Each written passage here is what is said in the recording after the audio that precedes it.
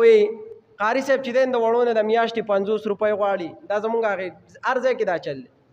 50 روپۍ غواړي وي مزه وي ستا پلار سبق نه دی ویلی ته پکې چا راوستی ته هم پکې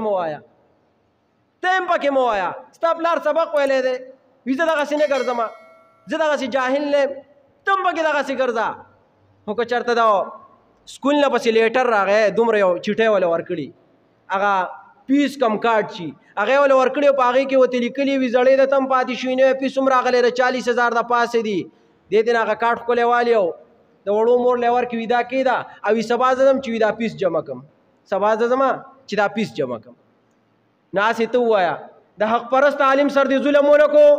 د حق پرست عالم سر دې بربریت ونه کو چې تا تې نه خپل بچې د قاعدې نه راپاسو کور ته دې راوس وي دقسې جاهله هی او چې د سکول پیس کارډ پسې راغی او د 50,000 د پاسې دي نو هغه ته وایي بچیا خفه کېږم زه به سبا پرنسپل صاحب پسې درشم زیاتې دې وکړو که نه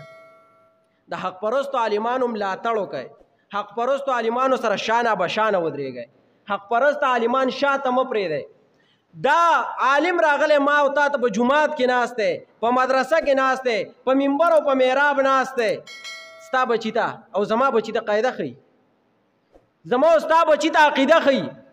ما او تا ته میشن د قرآن ښیي ما او تا ته میشن د نبي ښیي نو چې ته ورته وایې مړه ته پکې چا راوستی ته خو